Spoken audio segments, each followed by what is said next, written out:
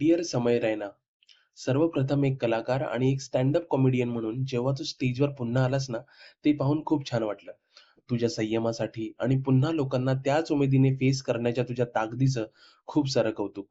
खरं सांगू तर तुझ्या स्टँड-अपच्या पहिल्या 5 मिनिटातच कळालं होतं, की यावेळी तू फक्त कॉमेडी नाही करणार आहेस. अख्ख्या जगासमोर तुझ्यासोबत जे घडलं, ते तू तुझ्या अनुषंगाने, तुझ्या पी तू हसत आणि हसवत लोकांसमोर अगदी शिताफीने त्या स्टँड-अपमध्ये सांगत होतास. हे सगळं सुरू असताना लोकं हसत देखील होतीच, पण तुझी बाजू देखील त्यांना एक प्रेक्षक म्हणून, एक माणूस म्हणून समजत होती.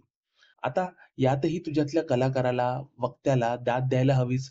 कारण ज्या शैलीने तू तुझी आणि त्या घटनेशी संबंधित सर्वांची बाजू सांभाळलीस आणि अप्रत्यक्षपणे समजावलीस देखील, ते कमाल होतं. वैयक्तिकरित्या तुझ्या त्या लेटंट शोमध्ये विचारलेला वाह्यात प्रश्न डोक्यावर उचलून धरण्यापेक्षाही बऱ्याच भयानक घटना आपल्या देशात घडतायत. मात्र त्यावर लोक एक शब्द पुढे येऊन बोलायला मागत नाहीत. तुझ्या शोमध्ये रणवीर अलाहाबादियाकडून विचारलेला प्रश्न हा घाणेरडा, अनकम्फर्टेबल करणारा होताच. पण संस्कृती संरक्षणाच्या नावाखाली एका अभिव्यक्ती स्वातंत्र्य असलेल्या देशात कलाकारांसोबत इतकं कठोर वागणं थोडं जास्तच होतं. गैरप्रकार झाला किंवा वाटला इथपर्यंत ठीक आहे. त्याबद्दल विरोध दर्शवला अगदी उत्तम. पण इतक्या मेहनतीने उभ्या केलेल्या करिअरला जमीनदोस्त होत असताना पाहणं नक्कीच तुला आणि तुझ्या सहकलाकार मित्रांना जड गेलं असेल. तू तुझ्या या स्टँड-अपमध्ये एक वाक्य बोललास, की हा देश कलाकृती सादर करण्यासाठी योग्य देश नाही. एखाद्या सेलिब्रिटी स्टार, इन्फ्लुएन्सर, कॉमेडियन म्हणजेच प्रसिद्ध व्यक्तीने केलेल्या चुकीची शिक्षा त्याच्या अभिव्यक्ती स्वातंत्र्यावर घाला घालून जोर जबरदस्तीने कशी देता येईल? ऐकता क्षणी मला ते पटलं, पण हे खरंच आहे की एखादा विरोध, आक्रोश आणि नवीन किंवा वेगळा विचार लोकांना पचनी पडत नाही जर त्यात त्यांचा स्वार्थ दडलेला नसेल. वेगळ्या पद्धतीने म्हटलं तर आपल्या देशातील लोकांची वैचारिक पातळी सर्वसमावेशक राहिली नाहीये. समय तुझ्या त्या शोमध्ये रणवीर अलाहाबादी याने आक्षेप घेतील असाच बोल्ड प्रश्न विचारला.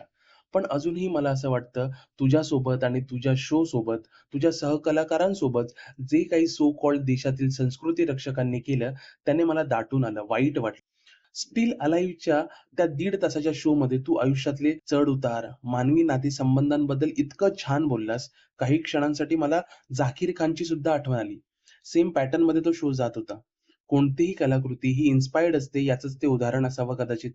बलराज, अपूर्वा, आशिष चंचलानी यांची तू उचलून धरलेली बाजू त्यांच्या आणि तुझ्या व्यक्तिमत्त्वाला अधिक उजाळा देते. तर रणवीर अलाहाबादियाच्या चुकीला एक ह्युमन एरर और बालिश नकळत घडलेली चूक म्हणून पुढे जायला लावते.